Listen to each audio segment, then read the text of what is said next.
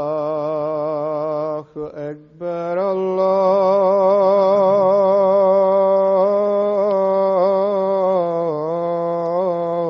الله أكبر الله أكبر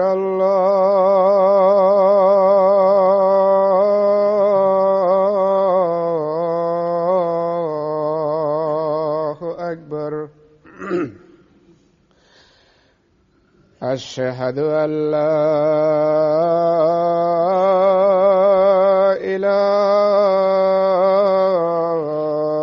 إله إلا الله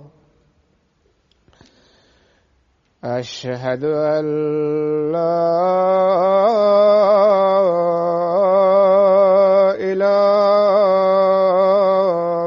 إله إلا الله أشهد أن محمدًا رسول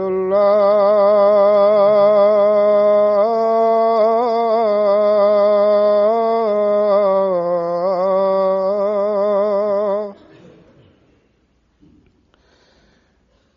أشهد أن محمدًا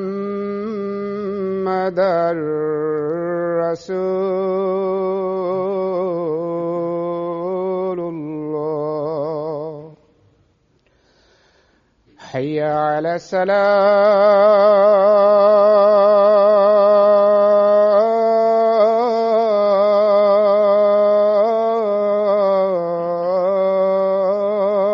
الصلاة حي على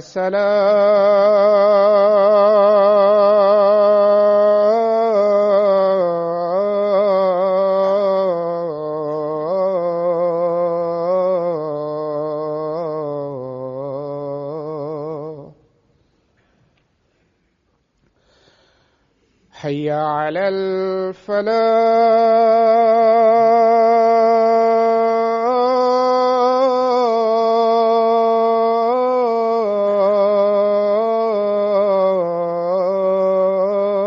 الفلاح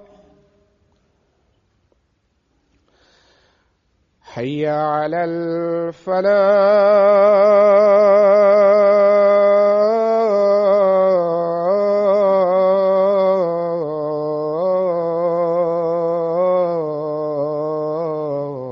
الفلاح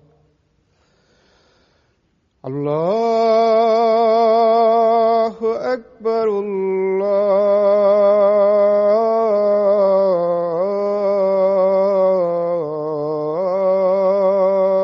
الله أكبر لا إله إلا الله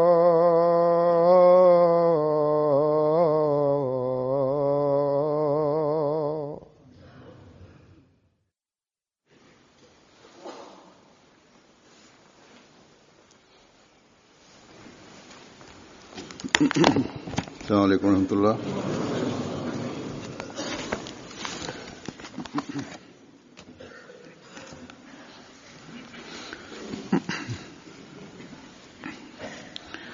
أشهد أن لا إله إلا الله وحده لا شريك له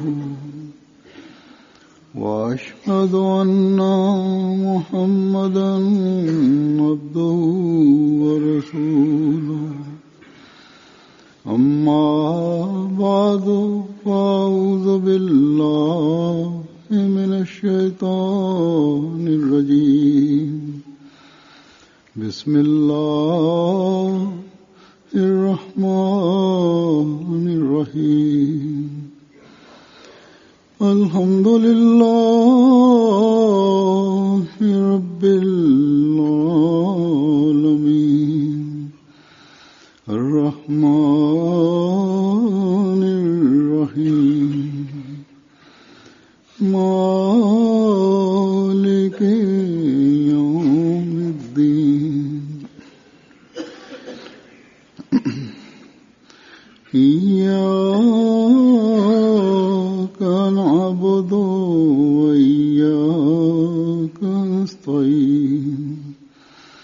اهدنا الصراط المستقيم صراط الذين أنعمت عليهم غير المغضوب عليهم ولا الضالين. Hutuba hii halifa mtukufu ni ya tarehe 4 mwezi wa 4 2014. Halifa mtukufu ayyadahullah taala mnasirizina anasema kwamba leo mimi nitasoma baadhi ya maandiko ya Sayyidina Ahmad alayhi salatu wasalam kuhusiana na mapenzi ya Mwenyezi Mungu. Katika maandiko haya Sayyidina Ahmad alayhi salam ameeleza uhakika wa mapenzi ya Mungu ni nini, na vile vile ameeleza siri ya kupata mapenzi ya Mwenyezi Mungu na filosofia yake ni nini, na vile vile sisi ambao ni wafuasi wake yeye alitutegemea nini kuhusu mapenzi ya Mwenyezi Mungu, na kuhusu mapenzi ya Mungu tunatakiwa tufanye nini na tuwe na hali gani. Katika maandiko haya nitakayosoma ameeleza mambo haya yote. Kwa hiyo kila neno la Sinama alayhi salatu wassalam ni muhimu na ni mwelekeo kwa ajili yetu. Kwa hiyo kuna haja ya kusikiliza kwa makini sana ili sisi kwa kuelewa roho ya mapenzi ya Mwenyezi Mungu tuweze kuongeza mapenzi haya na tuweze kurekebisha hali ya imani yetu. Sayyidina al-Islam anasema kwamba mapenzi si kitu cha kuonyesha tu wengine, bali hii ni miongoni wa uwezo na nguvu aliyopewa mwanadamu, na uhakika wake ni kwamba moyo unaanza kupenda kitu kisha unaanza kuvutika kwake. Kama sifa za kitu zinapatikana wakati kile kitu kinapokuwa katika hali yake ya kikamilifu, vile vile ni hali ya mapenzi. Sifa zake zinaonekana, zinapatikana wakati mapenzi yanapokamilika na yanapokuwa katika hali yake ya juu.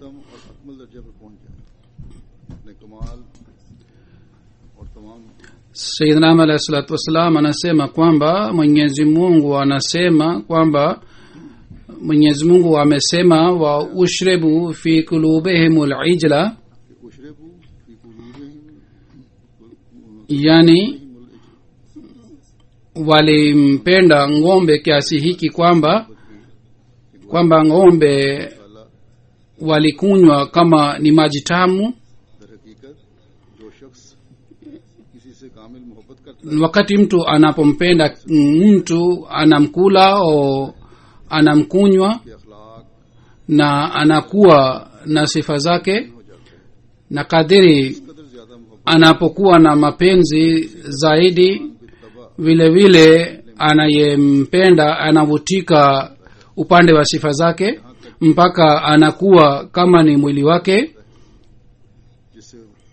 Hii ndiyo ni siri kwamba yule ambaye anampenda Mwenyezi Mungu yeye sawa na uwezo wake anapata sifa zake na anapata nuru ambayo inapatikana ndani ya Mwenyezi Mungu. Lakini wale wanaomfuata shetani wanapata giza ya shetani. Hii ndiyo ni siri ya mapenzi, yani kufuata sifa za Mwenyezi Mungu.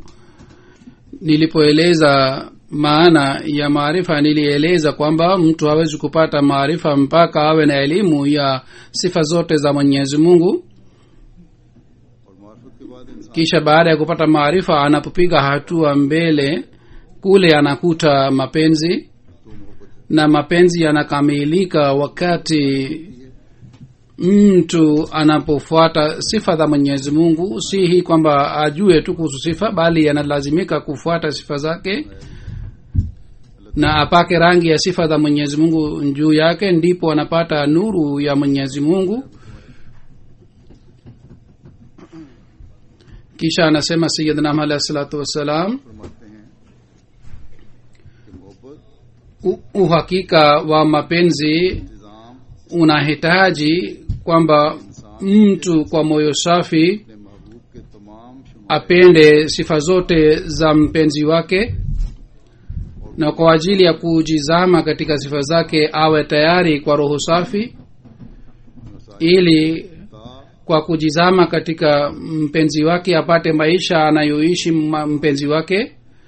Anayempenda mpenzi wake anazama katika mpenzi wake na anapiga picha ya mpenzi wake kiasi hiki kwamba anamkunywa, na inasemwa kwamba kwa kuwa pamoja naye au kwa kujizama katika mapenzi yake anakuwa amezama kwa kikamilifu katika mapenzi yake. फिर मोहब्बत इलाही Kisha kwa kueleza mapenzi ya Mwenyezi Mungu yanatakiwa yawe ya aina gani, kuhusu hii Sayyidina alayhi salatu wasalam anasema kwa kutoa jibu la shutuma za Padri Fateh Masih ambaye alimwandikia barua Sayyidina alayhi salatu wasalam, na alileta shutuma mbalimbali, na Sayyidina alayhi salam alitoa majibu yake. Alileta shutuma hii kwamba Waislamu hawampendi Mwenyezi Mungu bila kuwa na tamaa yoyote. तालीम नहीं दी गई Wao hawakupewa mafundisho kwamba kwa sababu ya sifa Mungu anatakiwa apendwe na afuatwe. Kwa kujibu shutuma hii Sayyidina alayhi salam amesema kwamba iwe wazi kwamba shutuma hii inakuja juu ya Injili, si juu ya Qur'an tukufu, kwa sababu katika Injili hakuna mafundisho ya aina hii kwamba Mungu anatakiwa apendwe kwa sababu ya sifa zake au aabudiwe kwa sababu ya sifa zake. Lakini Qur'ani imejaa na mafundisho ya aina hii. Qur'ani imesema waziwazi kwamba fazkurullaha kazikrikum abaakum au ashadda zikra, अबाकुम और अशद्द ज़िक्र na wallazina amanu ashaddu hubban lillah, आमनु अशद्द हुब्बुन yani mkumbuke Mwenyezi Mungu kama nyinyi mnakumbuka babu zenu au zaidi ya hayo. और मोमिनों की यही शान है Na waaminio shani yao ni kwamba wanampenda Mwenyezi Mungu kushinda vitu vingine vyote, na mapenzi ya aina hii hawafanyi na mama zao na wala baba zao, wala hawapendi hata nafsi zao kama wanampenda Mwenyezi Mungu. Mwenyezi Mungu anasema kwamba hababa ilaykumul imana wa zayyanahu fi qulubikum, yani Mwenyezi Mungu यानी amefanya imani yenu kuwa mpenzi wenu, ईमान को बना दिया है na amefanya imani iwe kitu cha kupenda. और फिर फरमाया Na amesema Mwenyezi Mungu inna Allaha ya'muru bil adli wal ihsani wa ita'i zil qurba. वईताए ज़िल कुर्बा ये Aya hii inaeleza haki za Mwenyezi Mungu na haki za wanadamu. और इसमें कमाल बलोगत ये है कि दोनों पहलू पर अल्लाह ताला ने इसको कायम किया Amesema kwamba tumeshawahi kueleza haki za Mwenyezi Mungu, yani असल में ये जिस किताब का हवाला katika kitabu alichoandika anatoa dalili yake, reference yake, kwamba katika kitabu hiki nimeshawahi kueleza haki za Mwenyezi Mungu ni nini.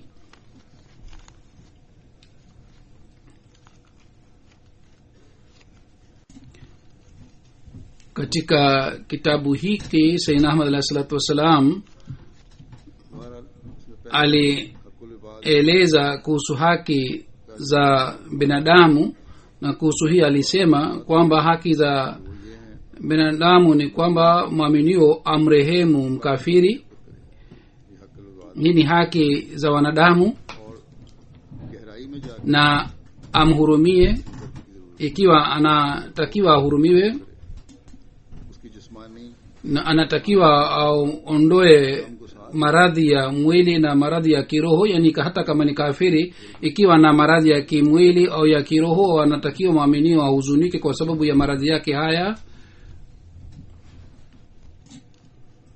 Hizi ni haki za wanadamu.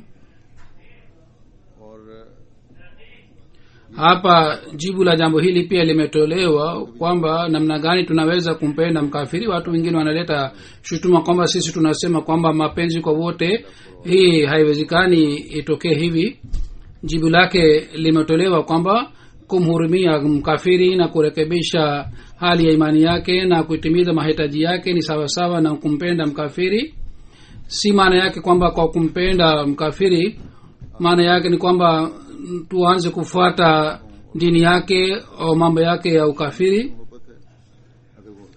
Ikiwa mtu ni mwaminio na kumpenda mwaminio ni kwamba kuiga na kufuata vitendo vyake vizuri na mfano wake mzuri ni kumpenda yeye. Lakini kama ana makosa, kurekebisha makosa yake ni sawa sawa na kumpenda mwaminio. Na kuwahurumia wanadamu wote ni dalili ya mapenzi yao. Mapenzi si maana yake kwamba mtu aanze kufuata vitendo vyake vibaya na aseme kwamba nampenda ndio maana nafuata vitendo vyake vibaya. Kuhusu haki za wanadamu, Sayyidina Alayhi Salam amesema kwamba kuwalisha chakula mafukara na maskini na wale ambao wanataka msaada wao wasaidiwe,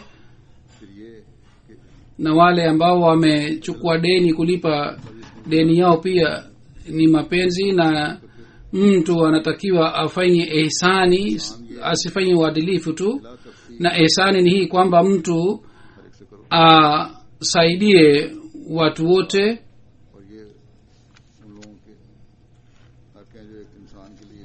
Vile vile haki za binadamu maana yake ni hii pia kwamba atimize haki za wanadamu kwa ajili ya kupata ridhaa ya Mwenyezi Mungu. Hayo yote alisema Sayyidina Alayhi Salam katika kitabu chake kiitwacho Chashma ya Masihi, chemchem ya Masihi.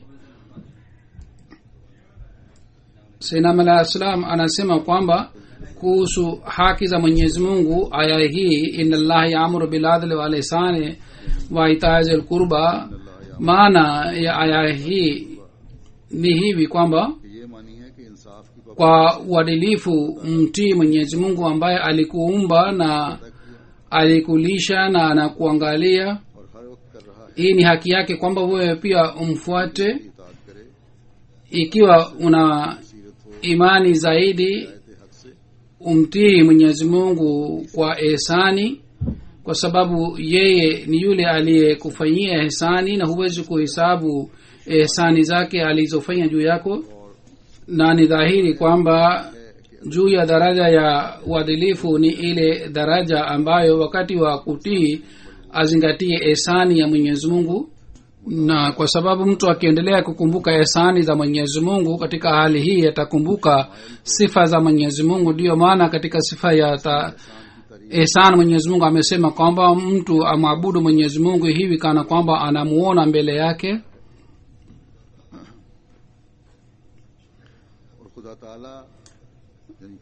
Na Mwenyezi Mungu anapokuwa mbele yake basi anakumbuka ihsani zake pia, na hivi anakuwa chini ya ihsani ya Mwenyezi Mungu. Na ihsani ya Mwenyezi Mungu ni kwamba mwabudu Mwenyezi Mungu hivi kama mnamuona mbele yenu. Na amesema wale wanaofuata Mwenyezi Mungu ni watu wa aina tatu.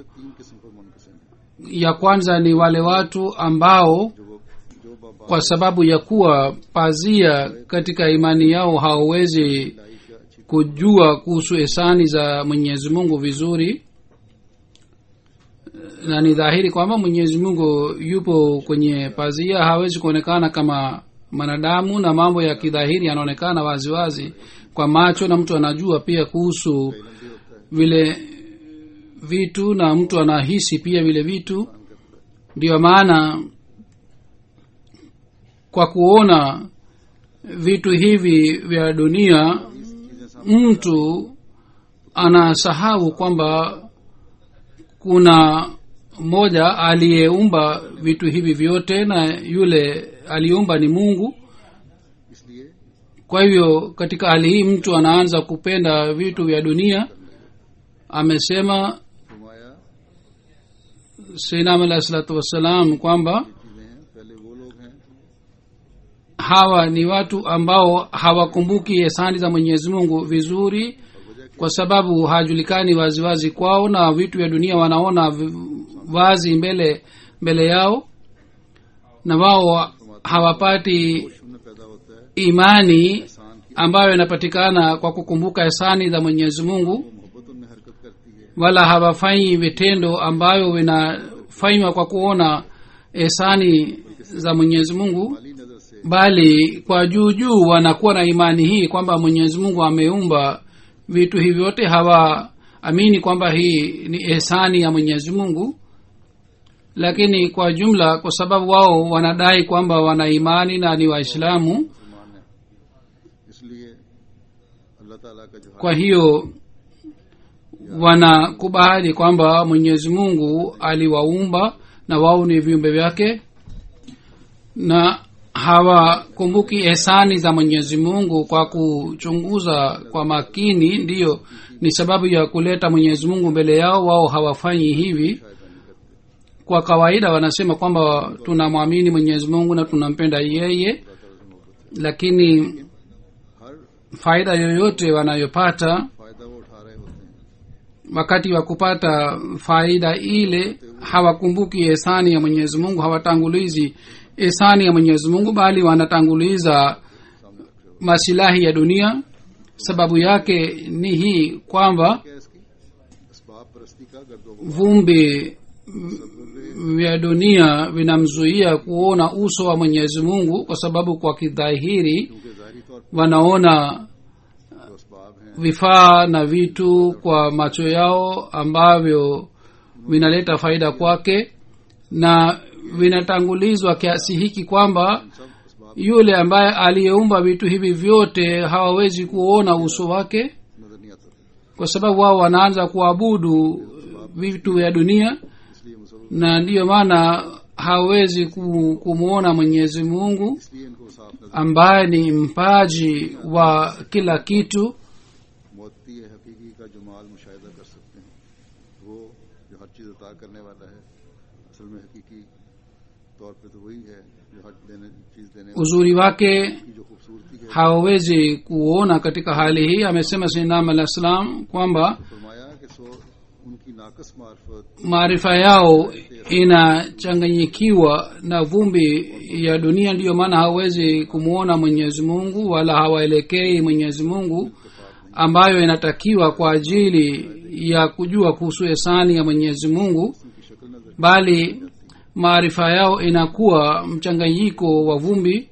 Sababu yake ni kwamba wao wanategemea juhudi yao पर भरोसा रखते हैं na wanaamini hii pia kidogo kwamba कि खुदा ताला का हक खालिक Mwenyezi Mungu ametuumba na ametupatia riziki, lakini kwa sababu Mwenyezi Mungu hamkalifishi mtu zaidi ya uwezo wake, kwa hiyo wao wanapokuwa katika hali hii, Mwenyezi Mungu anawataka kwamba wao waendelee kushukuru haki zake.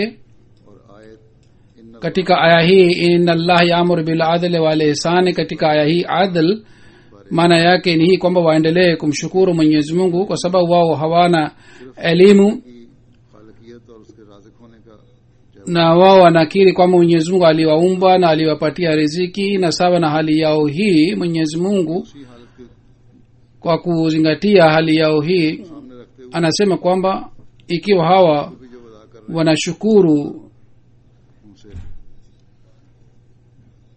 यही उनकी hii ni अल्लाह ताला के अदल का भी तकाजा है ni tosha kwao, ना ही उनके na wao wenyewe pia wanaona kwamba tumefanya ya kutosha kwa ajili ya Mwenyezi Mungu. मगर फरमाया Lakini juu yake hii kuna daraja nyingine ya manadamu, na daraja ile जैसा कि हम ni ile ambayo manadamu hategemei vifaa vya dunia, असबाब से बिल्कुल पाक और मुनज़्ज़ह हो bali anaanza kuona fadhili na ihsani za Mwenyezi Mungu, मर्तबे पर इंसान na Mwenyezi Mungu anatoka nje katika mpazia बाहर आ जाता na msemo huu. Kwa mfano, kwa sababu ya kumwagilia mimi nimepata mimea, kwa sababu ya uwezo wangu kazi fulani ilifanywa, au kwa sababu ya zaidi kazi fulani ilifanyika, au kwa sababu ya kutembelewa bakri nilisalimika katika maafa. Mambo haya yote yanakuwa batili,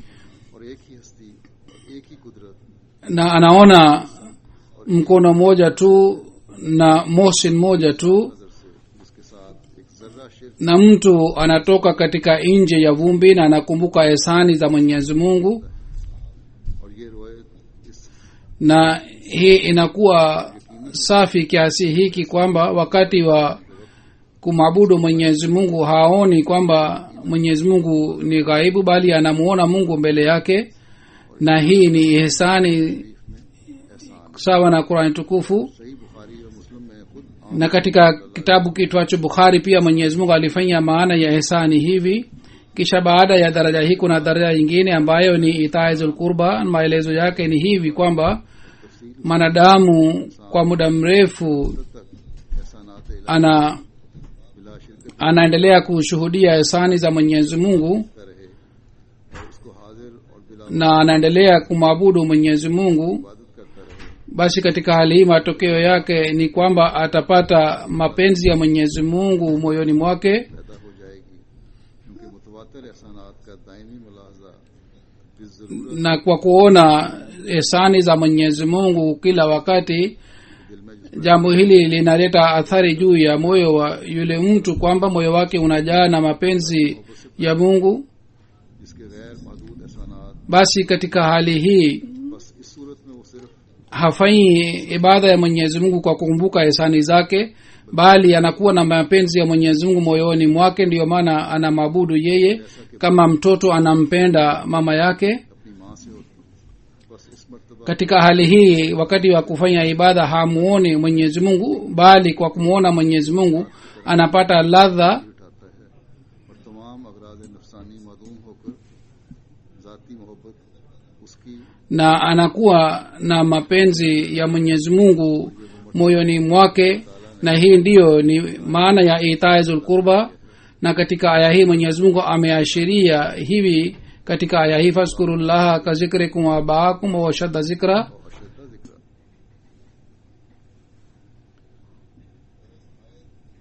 ilmuradi aya inna allaha ya'muru bil adli wal ihsani wa itaizil qurba, tafsiri yake ni hii. Na katika aya hii Mwenyezi Mungu ameeleza daraja tatu za mwanadamu, na daraja ya tatu ni kwa sababu ya kupata mapenzi ya Mwenyezi Mungu moyoni mwa mwanadamu, na kwa sababu ya madaraja haya moyo unajaa na mapenzi ya Mwenyezi Mungu kama chupa kinajaa kwa mapenzi. Madhahi Mungu ameeleza katika aya hii, wa minan nasi man yashri nafsahu ibtigha mardatillahi मैं यशरी नफ्स wallahu raufun bil ibad. Yani waaminio यानी मोमिन wapo wengine ambao wanajiuza nafsi zao kwa ridhaa ya Mwenyezi Mungu. Kisha amesema Mwenyezi Mungu, bala man aslama wajhahu lillahi wa huwa muhsinun falahu ajruhu inda rabbih wala khawfun alayhim wala hum yahzanun. Yani यानी वो लोग wale watu wamepata okovu ambao उसकी नेमतों के तसव्वुर से wanajitolea na wanafanya ibada ya Mwenyezi Mungu kana kwamba wanamuona. Hawa ni watu wanapata ujira kutoka kwa Mwenyezi Mungu. Hawa ni watu ambao hawatakuwa na hofu wala hawatahuzunika. Malengo yao ni Mwenyezi Mungu na mapenzi yake, na neema zinazokuwa kwa Mwenyezi Mungu inakuwa ujira wao. Kisha amesema Mwenyezi Mungu, wayutimuna ta'ama ala hubbihi miskina wa yatima wa asira innama nut'imukum liwajhillahi la nuridu minkum jazaa'an wala shukura. जज़ाओं वला शुक्र Yani यानी ला नुरीदु मिनकुम जज़ाओं waaminio ni wale ambao kwa mapenzi ya Mwenyezi Mungu wanawalisha maskini na mayatima, कैदियों को na wanasema kwamba sisi tunawalisha lakini hatutaki ujira wowote kutoka kwenu, wala hatuna ना हमारी tamaa ingine yoyote, bali tunafanya hivi kwa ajili ya ridhaa ya Mwenyezi Mungu. Inatakiwa ifikiriwe kwamba katika aya zote zinajulikana waziwazi kwamba Quran शरीफ ने आला तबका इबादत इलाही kwamba और अमाल Salih hali ya juu ya ibada ya Mwenyezi Mungu ni hii kwamba mtu anafanya ibada ya Mwenyezi Mungu kwa mapenzi yake. खुदा ताला ने Dini tukufu ya Islam imepewa jina la Islam kwa sababu ya hii, ili mwanadamu amwabudu mwenyezi mungu si kwa sababu ya tamaa za nafsi bali amwabudu mwenyezi mungu kwa mapenzi yake खुदा ताला की इबादत yani asimwabudu mwenyezi mungu wakati anapokuwa na haja ya nafsi bali anatakiwa afanye ibada kwa mapenzi yake नाम तमाम अगराज को छोड़ देने के बाद रजा बिन duniani hakuna dini nyingine isipokuwa islam ambayo inaeleza malengo haya मकासद हों बेशक खुदा ताला ने bila shaka mwenyezi mungu kwa ajili ya kuonyesha neema zake amewaahidi waaminio neema mbalimbali lakini waaminio wamepewa mafundisho haya kwamba kwa mapenzi ya mwenyezi mungu wamwabudu mwenyezi mungu si kwa sababu ya tamaa za neema au vitu vingine na hii ndiyo ni ibada hasa ambayo inayofanywa kwa sababu ya mapenzi ya mwenyezi mungu si kwa sababu ya tamaa ya nafsi एक जगह kisha kwa kueleza alama ya mapenzi ya kweli senam alah salam anasema kwamba mapenzi ni kitu cha ajabu अजीब चीज moto wake unazima moto wa dhambi को जलाती na शख्सियत के शोले को भस्म कर देती kwa sababu ya mapenzi ya kweli mtu hawezi kupata adhabu हो ही नहीं सकता na katika alama ya mapenzi ya kweli ni kwamba katika maumbile yake फितरत में ये बात inapatikana jambo hili kwamba anakuwa na hofu kwamba isije mpenzi wake amkasirikie और एक अदना से na anaona kwamba akikosea kidogo ataangamia की मुखालफत को अपने लिए एक जहर ख्याल करता है na kwa ajili ya kupata ukaribu na mpenzi wake anakosa raha ya kila aina और बोध na anahuzunika kwa sababu ya kuwa mpenzi wake mbali kasiki kwamba kama amekufa na yeye haoni dhambi tu ile ambayo kwa watu ni dhambi kama usimue mtu usifanye dhina usiibe wala usitoe ushahidi wa uongo bali kwake dhambi ni hii pia kwamba ikiwa mtu kwa kumwacha mwenyezi mungu anaanza kumtegemea kitu kingine ni dhambi kubwa sana kwake ndiyo maana yeye kila wakati anaendelea kufanya istighfar इस्तिग़फ़ार दवा में इस्तिग़फ़ार उसका विरद होता है बाकायदगी से इस्तिग़फ़ार करते रहते na kwa sababu yeye haridhiki na hali hii kwamba awe mbali na mwenyezi mungu wakati wote ndiyo maana akighafilika hata kidogo basi kwake ni dhambi kubwa sana kama mlima hii ndiyo ni siri ya wale watu ambao wanaojenga uhusiano mzuri na mwenyezi mungu wao wanaendelea kufanya istighfar kwa sababu hii ni lazima kwa ajili ya mapenzi kwamba anayempenda mwenyezi mungu anakuwa na hofu kila wakati isije mpenzi wake amkasirikie हैं चूंकि उसके दिल na kwa sababu moyoni mwake inakuwa kiu kwamba mungu aridhike naye खुदा ताला ये भी कहे hata mungu akisema kwamba nimeridhika nawe yeye hawezi kutosheka na hali hii tu क्योंकि जैसा कि bali yeye sawasawa na yule anayekunywa pombe baada ya kunywa kikombe kimoja anaomba kikombe kingine vile vile baada ya chemchem ya mapenzi chemchem ingine ya mapenzi yanapatikana ili radhaa ya mwenyezi mungu ipatikane yaani ikiwa mwenyezi mungu amesema kwamba nimeridhika asikae kwa sababu ya hii tu इतला होना bali anatakiwa afanye istighfar zaidi और इबादतों में na afanye ibada zaidi ili aendelee kupata ridhaa ya mwenyezi mungu sainam alah salatu wassalam anasema kwamba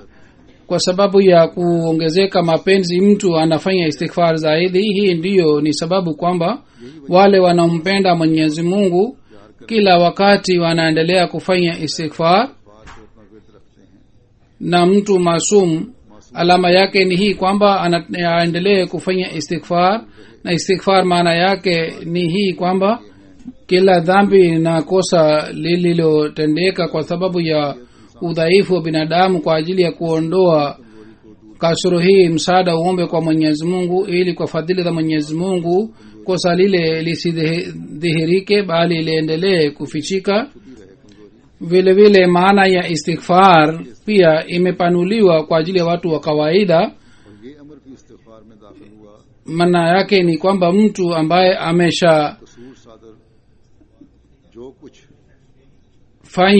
kosa lolote au dhambi yoyote mwenyezi mungu asitoe matokeo yake mabaya katika dunia hii na katika akhira basi chemchem ya ukovu wa kweli ni mapenzi ya mwenyezi mungu ambayo inapatikana kwa unyenyekevu na kwa kufanya istighfar. के जरिए से खुदा ताला की मोहब्बत Na wakati mwanadamu anapopeleka mapenzi yake katika hali ya juu को पहुंचाता है, na kwa moto wa mapenzi anaanguza tamaa ya nafsi yake, katika hali hii nuru ya mapenzi ya mwenyezi mungu inashuka moyoni mwake, na mapenzi haya yanamtoa katika uchafu wa dunia और खुदाए हय्यो को यूम की पाकीज़गी का रंग na anapata rangi ya sifa za mwenyezi mungu. सिफात इलाहिया से जिल्ली तौर पर उसको हिस्सा मिला Ndipo katika hali hii anapata ufunuo wa mwenyezi mungu, और जो कुछ रबूबियत के अजली खजाने में na kitu kinachofichika katika hadhina ya mwenyezi mungu. उसके जरिए से वो असर Kwa kumpitia mwenyezi mungu siri ile inajulikana, kwa sababu mwenyezi mungu si bahili के फयूज दायमी है, na sifa zake pia hazikatiki. मुअत्तल नहीं Kisha kwa kueleza jambo hili kwamba kufuta dhambi na kufanya vitendo vizuri, और हमारे vitu hivi haviwezi kufanyika bila kuwa na mapenzi ya mwenyezi mungu. Sayyidina Ali Islam anasema kwamba dhambi kwa hakika ni sumu inayopatikana wakati mtu anapotoka nje ya utii wa mwenyezi mungu na katika mapenzi ya mwenyezi mungu. याद इलाही से Na kama mti anapoongelewa na ule mti hawezi kuvuta maji, unaanza kukauka. आम सरसब्जी Hii ndiyo ni hali ya yule mtu ambaye moyo wake ni mtupu katika mapenzi ya mwenyezi mungu. Basi dhambi inamshinda kama ukame. गलबा करता है, बस खुशकी की तरह गुनाह उस पर गलबा करता Dawa ya ukame है का इलाज katika kanuni ya mwenyezi mungu ni ya aina tatu. Ya kwanza ni mapenzi, ya pili ni istighfar, दूसरे इस्तिग़फ़ार maana yake ni और ढांकने की ख्वाहिश kuziba na जमी रहे kufunika, तक वो सरसब्जी। na ya tatu ni tauba, तीसरा इलाज तौबा है, yani kwa ajili ya kupata maji ya uhai kwa unyenyekevu mtu amwelekee mwenyezi mungu na awe karibu naye, ठीक करना और मासियत के हिजाब से na kwa kufanya vitendo vizuri kutoa nje katika uasi, kwa ajili ya kutupa mbali pazia ya dhambi mtu anatakiwa afanye vitendo vizuri, na kwa ajili ya kufanya vitendo vizuri ambavyo vitafuta mbali pazia hii ni बयान कर चुका हूं मैं कि कुव्वत खुद बात में ni ile jambo ambayo nimeshawahi kueleza katika hutuba zangu kadhaa zilizopita, yani kuwa na कुव्वत Eradi nguvu ya nia na kuwa na elimu na kuwa na nguvu ya kufanya तभी ये kile kitendo, ndipo pazia hii inafutika mbali, na katika hali mtu anafanya vitendo vizuri na anatoka nje katika maovu. Na amesema Sayyidina alayhi salatu wasalam kwamba toba tena si kwa ulimi, bali toba inapatikana kwa kufanya vitendo vizuri. जुबान से तौबा कहना कोई Toba itakamilika मुकम्मल होगी तौबा wakati mtu atafanya vitendo vizuri pia. बजा जा रहे हूं। Mema yote ni kwa ajili ya kupata toba, na lengo lake ni moja tu, kwamba tuwe karibu na Mwenyezi Mungu. Dua pia ni toba, kwa sababu ya hii pia tunapata ukaribu na Mwenyezi Mungu. Ndiyo maana Mwenyezi Mungu kwa kumuumba mwanadamu alimpa jina la roho, kwa sababu raha yake ya kweli inapatikana katika mapenzi ya Mwenyezi Mungu na katika utii wake. Na vile vile amepewa jina la nafs kwa sababu anajiunganisha na Mwenyezi Mungu. Amepewa jina la roho kwa sababu yeye katika mapenzi ya Mwenyezi Mungu anapata raha, na amepewa jina la nafs kwa sababu ana uwezo wa kujiunganisha na Mwenyezi Mungu. Sayyidina alayhi salatu wasalam kwa kueleza nukta hii anasema kwamba Mwenyezi Mungu kwa kumuumba mwanadamu alimpa jina roho kwa sababu raha yake na utulivu wake ni katika kumkubali mwenyezi mungu na katika utii wake na katika mapenzi yake रूह की राहत उसी में है अल्लाह ताला की मोहब्बत na afuate amri zake zote. Nafsi amepewa jina kwa sababu anajiunganisha na mwenyezi mungu, yani anayo sifa ya kujiunganisha na mwenyezi mungu na kuwa karibu naye. Kumpenda mwenyezi mungu mfano wake ni sawa na ule mti unaoshika vizuri ardhini. से खूब व्यवस्था होता है। यही इंसान की जन्नत Hii ndiyo ni pepo kwa ajili ya mwanadamu, na kama mti unavuta maji और उससे अपने जहरीले बुखार vile vile inakuwa hali ya moyo wa mwanadamu. Kwa kuvuta maji ya mapenzi ya mwenyezi mungu anatoa nje पाता है, sumu ya dhambi, इस मवाद को दफा करता है। na kwa kuwa chini ya ridhaa ya mwenyezi mungu बहुत फैलता anakuwa mkubwa na analeta matunda mazuri. Lakini yule ambaye hamtegemei mwenyezi mungu hawezi kupata maji ya mapenzi ya mwenyezi mungu, na polepole anakauka na hata majani yake yanakauka na matawi kavu tu yamebaki. बस चूंकि गुनाह की खुशकी बेताल्लुकी से पैदा होती Na ukame huu है, दूर करने unapopatikana tiba yake ni hii kwamba ajenge uhusiano mzuri na mwenyezi mungu. Yani akijenga uhusiano mzuri na mwenyezi mungu, basi ukame huu utafutika, utaondoka, pengine atakauka kabisa.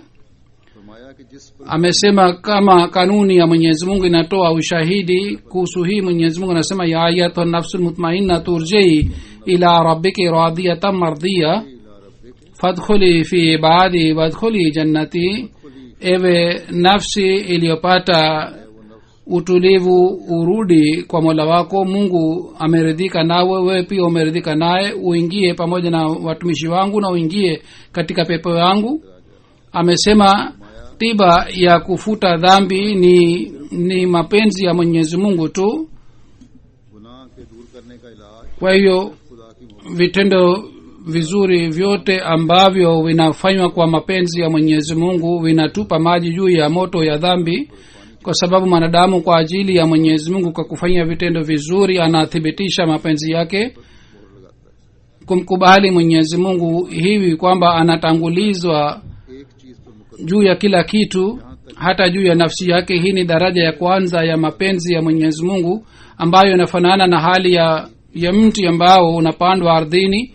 Na daraja ya pili ni istighfar.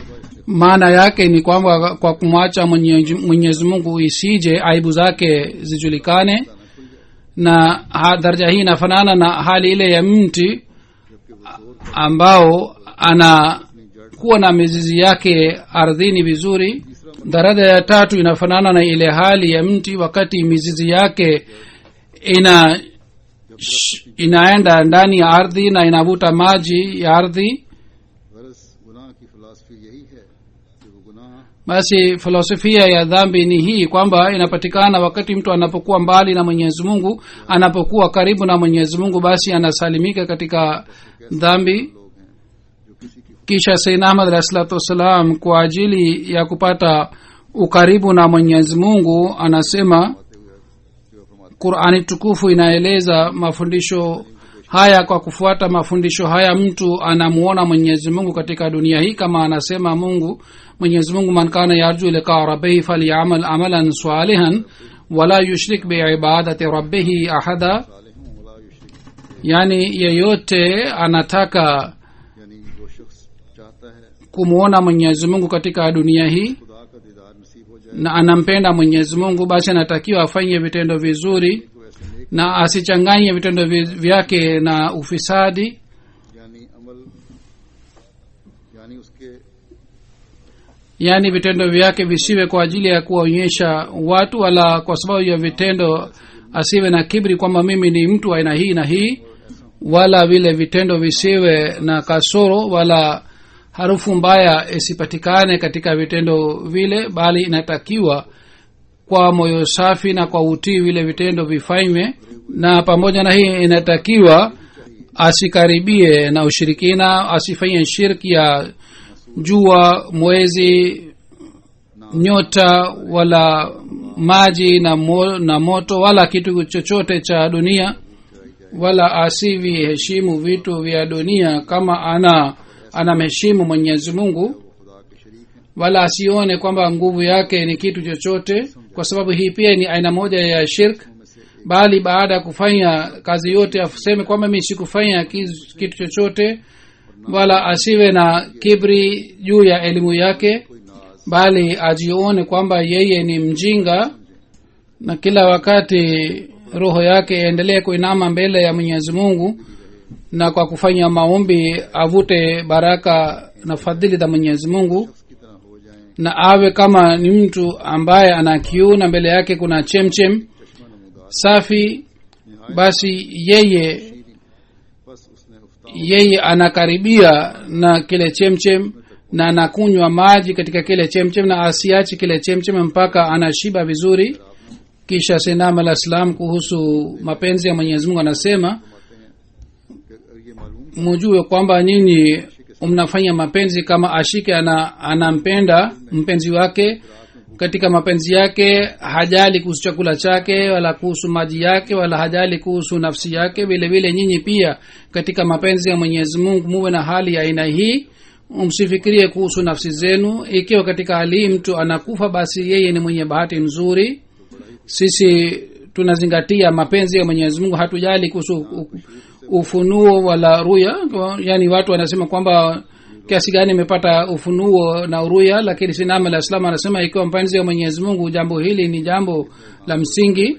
Angalieni anayekunywa pombe, yeye anakunywa pombe na anasikia ladha, vile ninyi pia munywe pombe ya mapenzi ya Mwenyezi Mungu. जिस तरह वो दरिया नोश होते हैं, Na kama mlevi hashibi, nyinyi pia msishibe na mapenzi ya Mungu.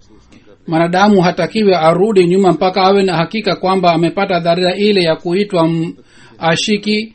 Ikiwa hali hii hapati, basi anatakiwa aendelee kupiga hatua mbele. के लिए बेकरार और Ikiwa hampati daraja hii, basi hamna thamani yoyote. खुदा की मोहब्बत के मुकाबले पर Mupate mapenzi ya aina hii kwamba msijali kitu chochote cha dunia wala msiwe na haufu ya kitu chochote ya dunia.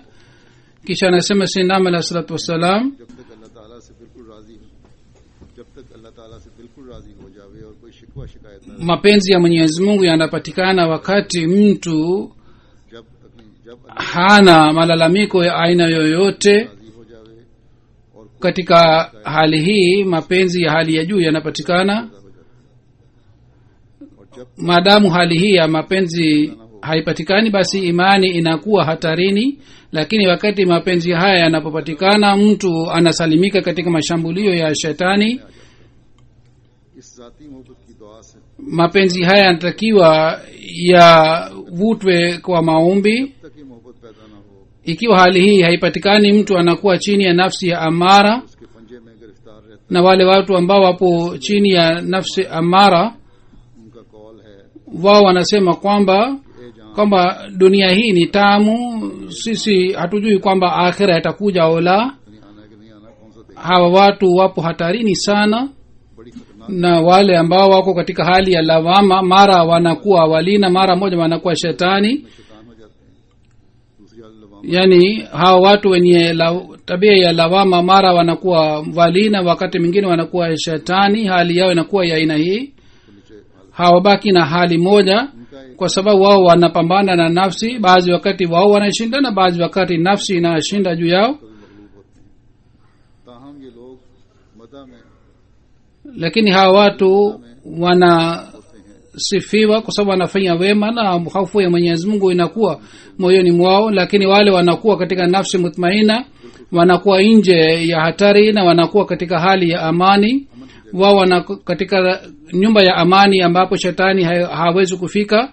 Kisha Sayyidina Alayhi Salam anasema kwamba mwaminio anakuwa sawa sawa na ashiki, na anakuwa mkweli katika mapenzi yake, na kwa ajili ya mpenzi wake anakuwa tayari kujitolea kila kitu, na anakuwa mnyenyekevu mbele ya Mwenyezi Mungu. हजूर में कायम होते Ladha ya dunia si ladha kwa ajili yake, के लिए लज्जत नहीं होती, roho yake inakuwa katika mapenzi ya mungu माशूक की तरफ katika hali yoyote haogopi घबराता नहीं, ikiwa namkuta mpenzi wake amekaa kimya yeye hachoki bali kila wakati anaendelea kupiga hatua mbele हमेशा कदम आगे ही रखता है, na anaendelea kuongeza mapenzi yake पैदा करता जाता vitu hivi vyote viwili vinatakiwa lazima vipatikane है कि मोमिन आशिक की yani mwaminio ambaye ni ashiki तरफ से मोहब्बत इलाही में पूरा इस्तिगराक हो, ajizame katika mapenzi ya mwenyezi mungu na mapenzi yake pia yawe ya hali ya juu मोहब्बत में सच्चा जोश और अहद इश्क में साबित कदमी ऐसी na atimize ahadi ya mapenzi yake kiasi hiki kwamba asitetemeke na kitu chochote na ikiwa mpenzi wake baadhi wakati anakaa kimya hii harudi nyuma na anatakiwa awe na hali ya aina mbili ya kwanza awe na mapenzi ya mwenyezi mungu na ya pili awe na mapenzi ya viumbe vyake kwa kumwona mtu katika shida के लिए awe na shauku ya kumsaidia na के लिए बेचैनी na kumhurumia अल्लाह ताला की मोहब्बत vile vile katika mapenzi ya mwenyezi mungu anakuwa साबित कदमी imara sana वो इंसान को बशरियत basi hali hii inafanya kumleta chini ya kivuli cha mwenyezi mungu ikiwa mwanadamu anaelekea upande wa miungu ya dunia katika hali hii anakuwa hatarini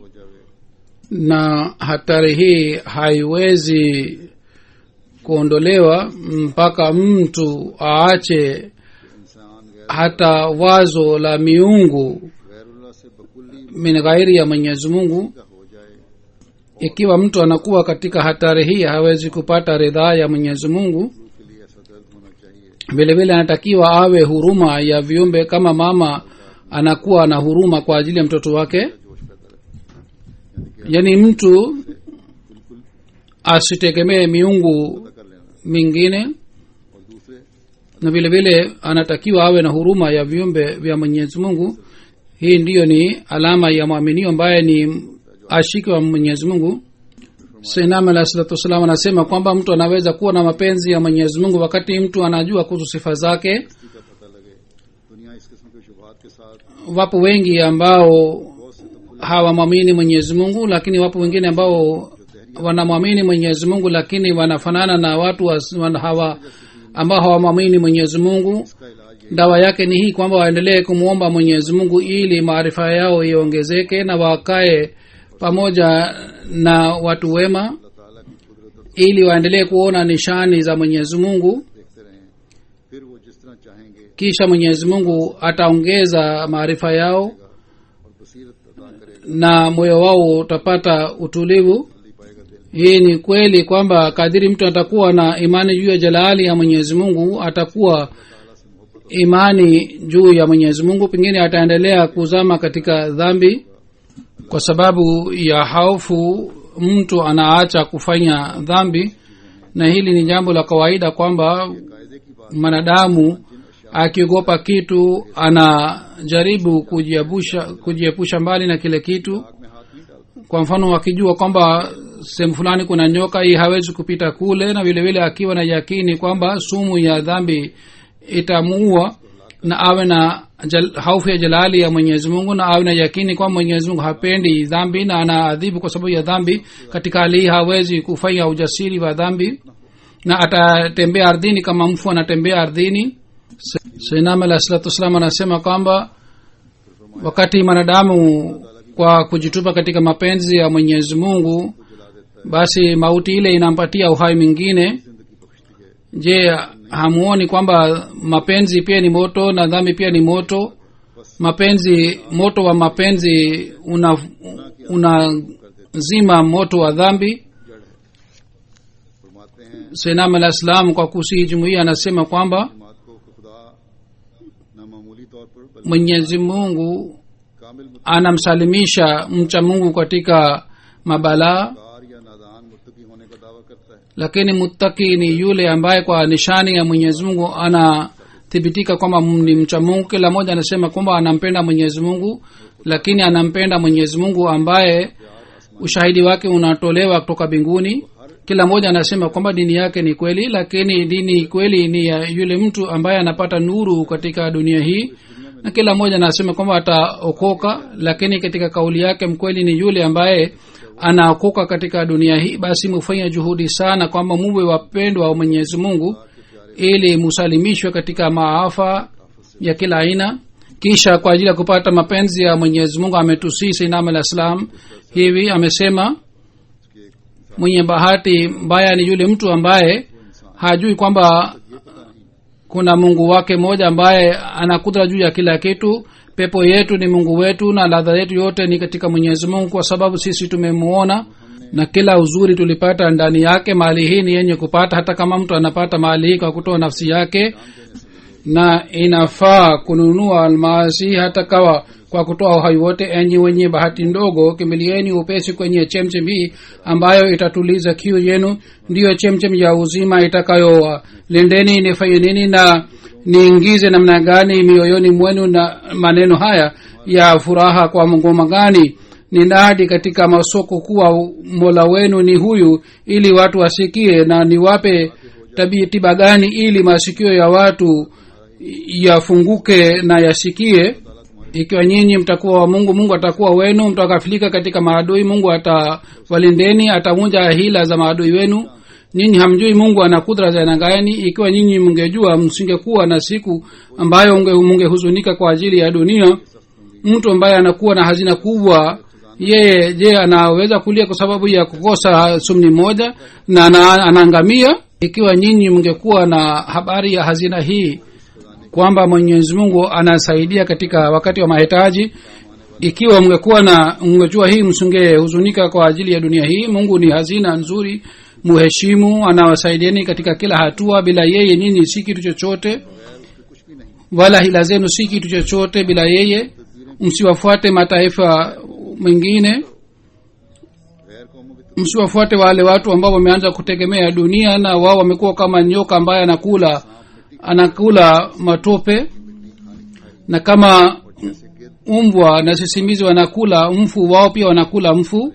Wameenda mbali na Mwenyezi Mungu, wameanza kuabudu wanadamu, na walikula nguruwe na walikunywa pombe kama maji, na kwa sababu ya kutegemea dunia hii na kwa sababu ya kutokuomba msaada kutoka kwa Mwenyezi Mungu walikufa duniani. Na hali yao ilikuwa ya aina hii kwamba kama ndege aliacha nyumba yake, wao wana maradhi ya kutegemea dunia, na kwa sababu ya hii viungo vyao vyote vilikatika. Muogope katika maradhi hii. Mujitahidi kumtambua Mwenyezi Mungu, na kumpata Mwenyezi Mungu ni wokovu, na kumpata yeye Mwenyezi Mungu ni imani, dalili ya imani. Mwenyezi Mungu anashuka juu ya moyo ambao unamtafuta. Mioyo safi ni sehemu ya kukalia kwake, na ulimi ambao hautukani ni sehemu ya kuleta ufunuo wake. Na kila moja anayejizama katika mapenzi yake anaona miujiza kutoka kwa Mwenyezi Mungu. Mwenyezi Mungu atujalie tuweze kupata hali ya aina hii, hali ambayo Sayyidina alayhi salatu wasallam alitaka kutuona.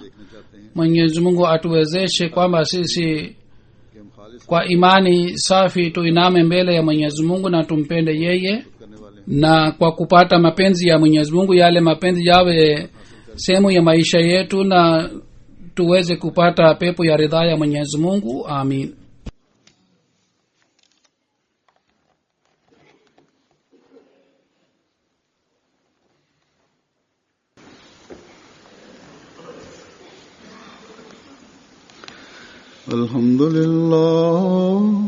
Alhamdulillah nahmaduhu wa nasta'inuhu wa nastaghfiruhu wa nu'minu bihi wa natawakkalu alayhi wa na'udhu billahi min shururi anfusina wa min sayyiati a'malina.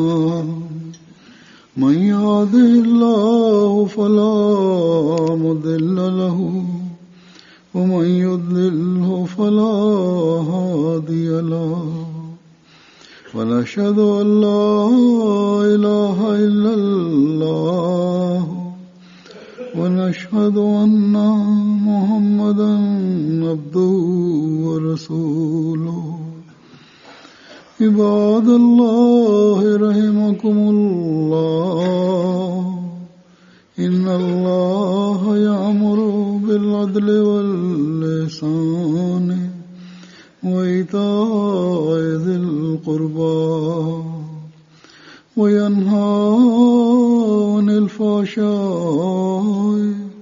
والمنكر والبغي يعظكم لعلكم تذكرون اذكروا الله يذكركم وادعوه يستجب لكم ولذكر الله أكبر